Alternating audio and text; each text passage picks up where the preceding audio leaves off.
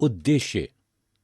इस पाठ के अंत में आप निम्नलिखित सीखने में सक्षम हो जाएंगे।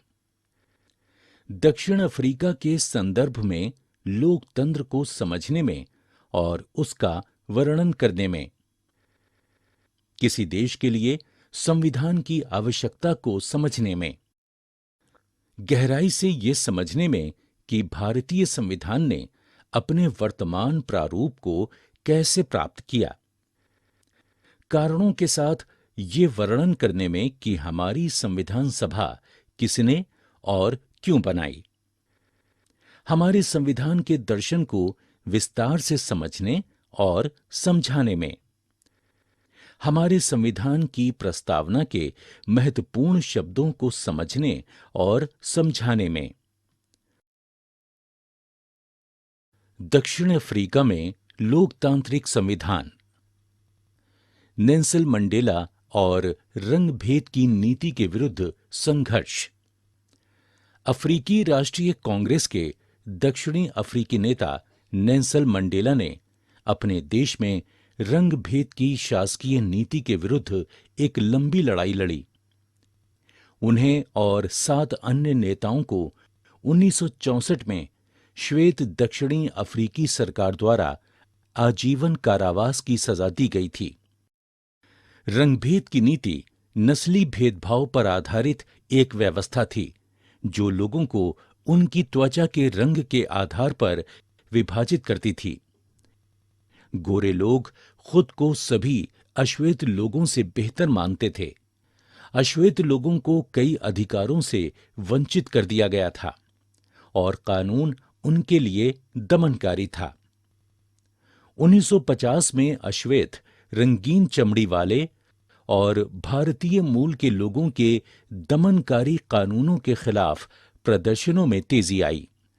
अफ्रीकी राष्ट्रीय कांग्रेस ने आंदोलन का नेतृत्व किया। अल्पसंख्यक श्वेत लोगों की सरकार को जल्दी ही ये एहसास हो गया कि अश्वेत लोगों को अब अपने शासन के तहत रखना असंभव था। 1992 में 28 वर्षों के बाद नेल्सन मंडेला को जेल से रिहा कर दिया गया। एक नया संविधान।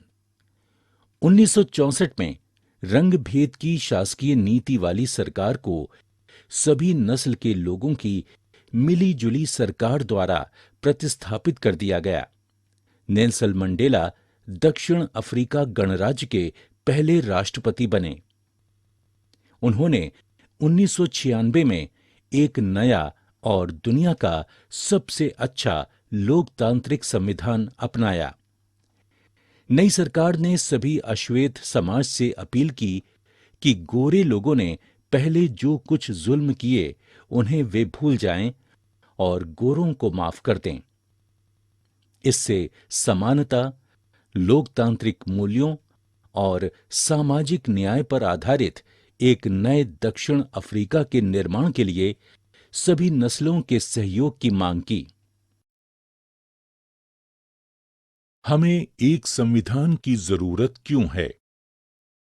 स्वतंत्रता प्राप्त करने के बाद दक्षिण अफ्रीका के बहुसंख्यक अश्वेत अपने सामाजिक व आर्थिक अधिकारों को सुनिश्चित करना चाहते थे, जबकि अल्पसंख्यक गोरों को अपनी संपत्ति और अपने विशेषाधिकारों की चिंता थी।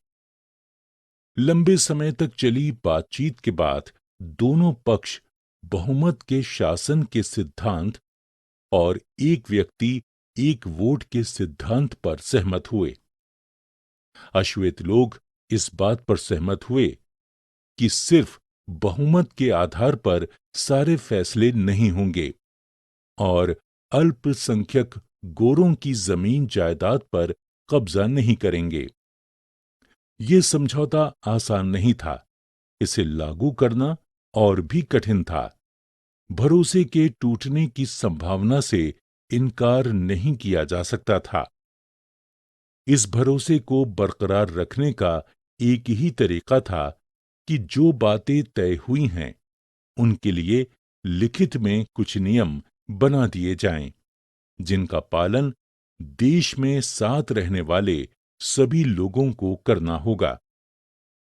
कुछ बुनियादी नियम जो निर्वाचित सरकार की शक्तियां निर्धारित करते हैं और नागरिकों के मौलिक अधिकारों को सुनिश्चित करते हैं, उसे संविधान कहा जाता है। न केवल दक्षिण अफ्रीका, दुनिया भर के सभी देशों को अपने संविधान का प्रारूप तैयार करने की जरूरत है। संविधान कई मामलों में एक महत्वपूर्ण भूमिका निभाता है, जिनमें निम्नलिखित कार्य प्रमुख हैं। ये साथ रह रहे विभिन्न वर्गों के लोगों के बीच जरूरी भरोसा और सहयोग विकसित करता है। ये स्पष्ट करता है कि सरकार का गठन कैसे होगा और किसे फैसले लेने का अधिकार होगा। ये सरकार के अधिकारों की सीमा तय करता है और हमें बताता है कि नागरिकों के क्या अधिकार हैं। ये अच्छे समाज के गठन के लिए लोगों की आकांक्षाओं को व्यक्त करता है। भारतीय संविधान का निर्माण। भारत जैसे विशाल और विविधता भरे देश के लिए संविधान बनाना आसान काम नहीं था, लेकिन भारत की आजादी की लड़ाई के दौरान ही लोकतंत्र समेत अधिकांश बुनियादी बातों पर राष्ट्रीय सहमति विकसित हो चुकी थी। मतभेदों के बावजूद हमारे नेता भारत को एक लोकतांत्रिक राष्ट्र बनाने के लिए सर्वसम्मत थे। 1928 में मोतीलाल नेहरू और कांग्रेस के 8 अन्य नेताओं ने भारत का एक संविधान लिखा। 1931 में कराची में हुए भारतीय राष्ट्रीय कांग्रेस के अधिवेशन में एक प्रस्ताव में ये रूपरेखा रखी गई थी कि आजाद भारत का संविधान कैसा होगा। इन दोनों ही दस्तावेजों में कुछ बातें आम थीं, जैसे सार्वभौम वयस्क मताधिकार का समेकन, स्वतंत्रता का अधिकार, समानता का अधिकार और अल्पसंख्यकों के अधिकारों की रक्षा। हमारे नेता ब्रिटिश संस्थानों के साथ मिलकर काम कर चुके थे, इसलिए वे किसी देश के शासन में विभिन्न संस्थानों के महत्व और भूमिका को जानते थे। 1937 में ब्रिटिश शासन वाले भारत में प्रादेशिक असेंबलियों के लिए चुनाव कराए गए थे। इन चुनावों में भारत के सभी लोकप्रिय राजनीतिक दलों ने भाग लिया। इनमें बनी सरकारें पूरी तरह लोकतांत्रिक नहीं थीं, फिर भी हमारे नेताओं को सरकार की कार्यप्रणाली को समझने का अवसर मिला। इससे उन्हें बाद में अपने संस्थानों को बनाने और चलाने में मदद मिली। हमारे राष्ट्रवादी नेताओं ने विभिन्न संविधानों से प्रेरणा ली। उन्होंने हर एक संविधान के सर्वश्रेष्ठ हिस्से को अपनाया और उसे अपनी जरूरतों के अनुसार संशोधित किया। हमारे संविधान पर फ्रांसीसी लोकतंत्र, ब्रिटेन की संसदीय लोकतंत्र प्रणाली, अमेरिका के मौलिक अधिकारों और रूस के समाजवाद का गहरा प्रभाव है। संविधान सभा। भारतीय संविधान सभा के लिए जुलाई 1946 में चुनाव हुए थे।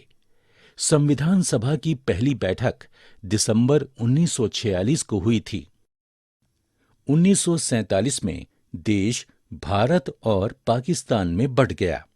संविधान सभा भी 2 हिस्सों में बंट गई, भारत की संविधान सभा और पाकिस्तान की संविधान सभा। भारत की संविधान सभा में 299 सदस्य थे। संविधान को 26 नवंबर 1949 को अपनाया गया और ये 26 जनवरी 1950 को लागू हुआ। चूंकि उस समय सार्वभौम वयस्क मताधिकार नहीं था, संविधान सभा का चुनाव देश के लोग प्रत्यक्ष रूप से नहीं कर सकते थे। इसका चुनाव मुख्य रूप से प्रांतीय असेंबलियों के सदस्यों ने किया था। फिर भी इस सभा में सभी भाषाओं, जाति, वर्ग, धर्म और पेशों के लोगों को उचित प्रतिनिधित्व मिला। संविधान सभा काफी व्यवस्थित, खुले और सर्वसम्मत तरीके से काम करती थी। प्रत्येक मुद्दे पर उचित बहस और चर्चा की जाती थी और निर्णय लेने से पहले सभी को सुना जाता था। डॉक्टर भीमराव अंबेडकर को प्रारूप समिति का अध्यक्ष नियुक्त किया गया था। 3 वर्षों में कुल 114 दिनों में प्रत्येक धारा पर कई कई दौर में चर्चा करने और 2000 से अधिक संशोधनों पर विचार करने के बाद हमारे संविधान ने अपना अंतिम आकार लिया। भारतीय संविधान के बुनियादी मूल्य।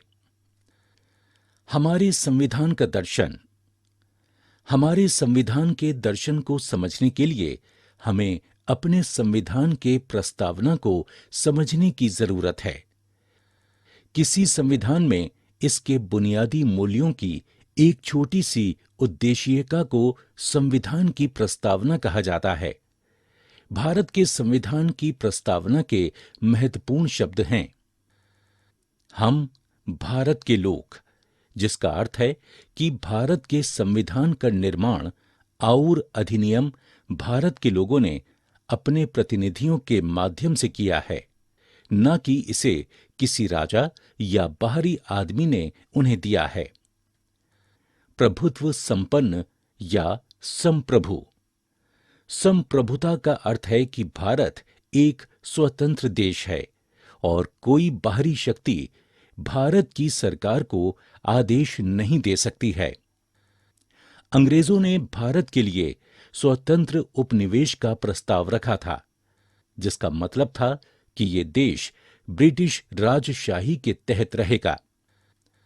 संविधान सभा ने इस विचार को खारिज कर दिया और पूर्ण स्वतंत्रता को प्राथमिकता दी।